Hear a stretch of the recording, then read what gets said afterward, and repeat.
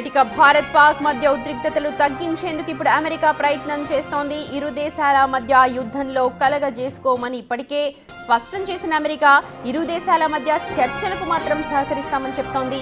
America secretary of state Marco Rubio ఇరు దేశాల నేతలకు ఫోన్లు చేస్తూ ఉన్నారు. చర్చలకు ఒప్పించే ప్రయత్నాన్ని ప్రారంభించారు. నిన్న పాక్ ప్రధానితో ఫోన్లో మాట్లాడిన మార్కో రూబియో నేడు పాక్ ఆర్మీ చీఫ్ ఆసిఫ్ మునీర్తో మాట్లాడారు.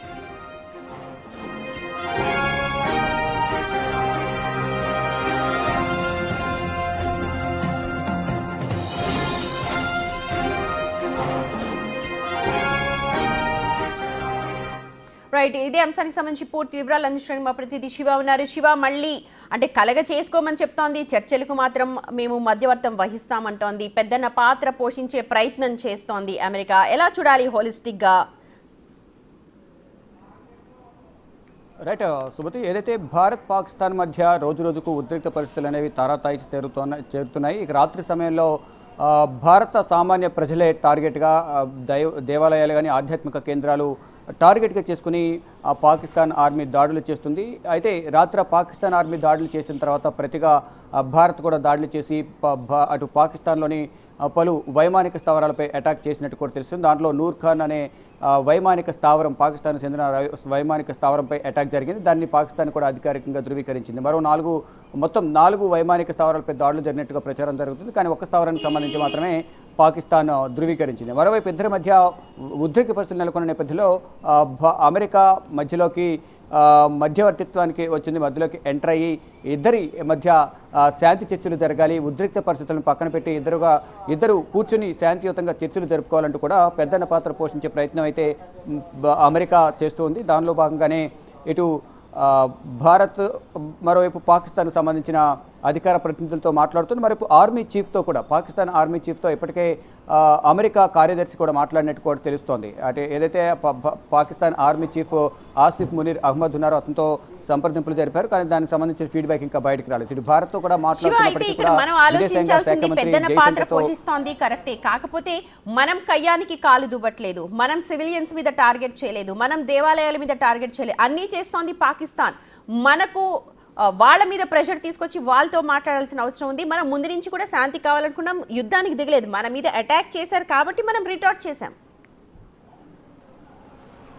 రైట్, డెఫినెట్గా ఇదే విషయాన్ని అమెరికా దృష్టికి తీసుకువెళ్లారు విదేశాంగ శాఖ మంత్రి జయశంకర్. అంటే పాకిస్తాన్ని సంప్రదించే ముందు భారత విదేశాంగ శాఖ మంత్రి జయశంకర్తో బిఫోర్ లాస్ట్ నైట్ మాట్లాడారు. ఏదైతే ఉద్రిక్త పరిస్థితులు కొనసాగుతున్నాయో దాన్ని శాంతియుతంగా చర్చించుకోవాలని చెప్పిన నేపథ్యంలో మేము ఎక్కడా కూడా ఎవరి మీద, సివిలియన్స్ మీద, సాధారణ ప్రజల మీద కానీ అక్కడ సైనిక స్థావరాల మీద మేము అసలు దాడి చేయడం లేదు. మాది ఆ టార్గెటే కాదు, కేవలం మా టార్గెట్ అంతా ఉగ్రవాదులే. ఆ ఉగ్రవాద స్థావరాల మీద మాత్రమే మేము దాడి చేస్తున్నాం. కానీ పాకిస్తాన్ మాత్రం ఉగ్రవాద స్థావరాలను, వారికి సంబంధించిన ఆస్తులను కాపాడుకునేందుకు దేశాన్ని, అక్కడున్న ప్రజలను పణంగా పెట్టి మాపై దాడి చేస్తుంది తప్ప మేము వేరే ఉద్దేశంతో ఎటువంటి దాడులు చేయడం లేదనేది కూడా విదేశాంగ శాఖ మంత్రి జయశంకర్ కూడా అమెరికా రాయబారికి తెలియజేశారు. ఇటు అమెరికా కూడా ప్రధానంగా వైట్ హౌస్లో దీనిపైనే చర్చ జరుగుతుంది. ట్రంప్ కూడా దీని మీదే ప్రధానంగా చెప్తూ ఉన్నారు. అంటే ఉగ్రవాద స్థావరాలపై దాడి చేయడం అనేది కరెక్ట్, కానీ ఇటు పాకిస్తాన్ సరిగా వ్యవహరించడం లేదు, మరింత ఉద్రిక్త పరిస్థితులు నెలకొంటున్నాయి, రోజు రోజుకు ఇవి తారాస్థాయికి చేరుతున్నాయి, ఒకరిపై ఒకరు దాడులు చేసుకుంటున్నారు. దీని ద్వారా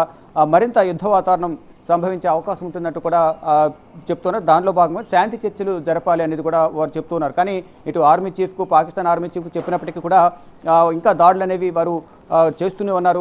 ఇక గత రెండు రాత్రుల నుంచి, మొన్న కూడా రాత్రి సమయంలో జమ్మూ మీద దాడి చేశారు, చుట్టుపక్కల ప్రాంతాల మీద దాడి చేశారు. నిన్న రాత్రి కూడా మొత్తం పాకిస్తాన్ సరిహద్దు ప్రాంతాలు ఏవైతున్నాయి, రాష్ట్రాలన్నింటి మీద కూడా టార్గెట్గా చేసుకుని అన్ని దాడులు చేస్తున్న పరిస్థితి కనిపిస్తుంది. దీన్ని భారత్ కూడా ధీటుగా సమాధానం చెప్తోంది. మరోవైపు పాక్కు సంబంధించిన 2 ఫైటర్ జెట్లు కూల్చేశారు. ఇద్దరు పాక్ సంబంధించిన పైలట్లు ఇద్దరు భారత్ ఆర్మీ బలగాల వద్ద బందీలుగా ఉన్నారని ఒక ప్రచారం జరుగుతుంది. దానికి సంబంధించి అధికారికంగా ఆ ప్రకటన రావాల్సి ఉంది. మరోవైపు ఎక్కడికక్కడ అన్ని అసత్య ప్రచారాలు చేస్తూ ఇటు భారత్ సంబంధించిన వైమానిక స్థావరాలను, ఎయిర్ ఫోర్స్ ను కూల్చేశామంటూ కూడా పాకిస్తాన్ ప్రచారం చేస్తుంది. భారత్ పై సాధించాము, మొత్తం పాకిస్తాన్ కు సంబంధించిన ఆర్మీ విజయం సాధించింది, విజయవంతంగా భారత్ పైన దాడి చేశామని ఒక ప్రచారం అయితే చేసుకుంటున్నారు. దానికి సంబంధించి మీడియా సమావేశం ఏర్పాటు చేసి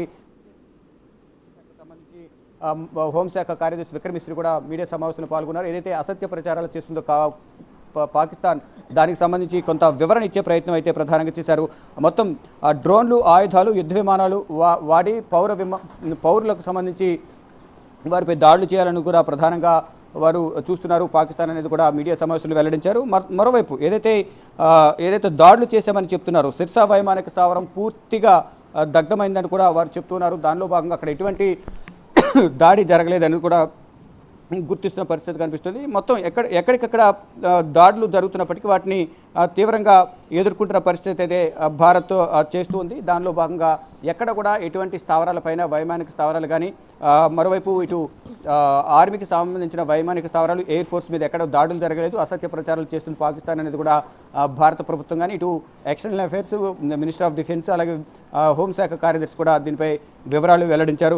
ఎక్కడికక్కడ పటిష్టమైన భద్రతను ఏర్పాటు చేసి పాకిస్తాన్ ఏదైతే దాడులు చేస్తుందో ఆ దాడులను తిప్పికొడుతున్నామంటూ కూడా భారత్ చెప్తోంది. ఎక్కడికక్కడ మొత్తం ఆ డ్రోన్స్ ప్రయోగిస్తున్న నేపథ్యంలో వాటినన్నిటి కూడా సమర్థవంతంగా మన దగ్గర ఉన్న టెక్నాలజీ ద్వారా, యాంటీ డ్రోన్స్ ద్వారా అవన్నీ కూడా తిప్పికొట్టే ప్రయత్నం అయితే చేస్తూ ఉన్నారు. ఇటు జమ్మూ కాశ్మీర్, పంజాబ్ రాష్ట్రాల్లో ప్రజలను టార్గెట్గా చేసుకుని వారిపై దాడులు చేస్తుంది పాకిస్తాన్ ఆర్మీ. ఈ నేపథ్యంలోనే వాటిని ధీటుగా సమాధానం చెప్తున్నామంటూ కూడా చెప్తున్నారు. ఇక సూరత్లోని ఎయిర్ ఫోర్స్ స్టేషన్ కూడా ధ్వంసమైందంటూ కూడా చేస్తున్న ప్రచారం ఏదైతే అదంతా కూడా అవాస్తవం అంటూ కూడా భారత ప్రభుత్వం చెబుతోంది. సిర్సా వైమానిక స్థావరం కూడా పూర్తిగా దగ్ధమైంది అనేది కూడా వారు చెప్తున్నారు.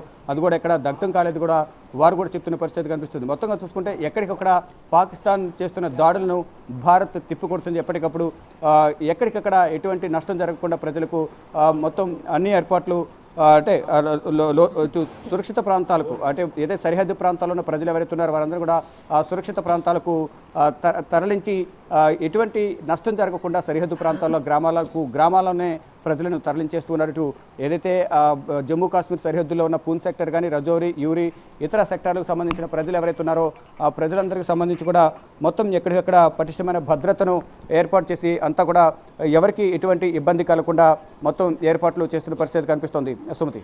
Right Shiva, thank you so much. మొత్తానికి పెద్దన పాత్ర పోషించడానికి అమెరికా ఇప్పుడు రంగంలోకి దిగింది. మీ యుద్ధంలో మేము పార్టిసిపేట్ చేయమనింది, కానీ శాంతి చర్చలు జరపడానికి సిద్ధమంటోంది. ఈ నేపథ్యంలోనే జయశంకర్ కూడా కాల్ చేశారు. అటు పాకిస్తాన్ చీఫ్లకు కూడా కాల్ చేస్తూ ఉన్నారు. అయితే ఇక్కడ అమెరికా ఆలోచించాల్సిన విషయం ఏంటంటే, ఉగ్రవాదం మీద భారత్ ఇక్కడ యుద్ధం చేస్తోంది, ఉగ్రవాదులనే మట్టుపెడుతోంది. పాకిస్తాన్ లాగా సివిలియన్స్ ని టార్గెట్ చేయట్లేదు, ఎయిర్ బేసెస్ ని టార్గెట్ చేస్తోంది అక్కడ.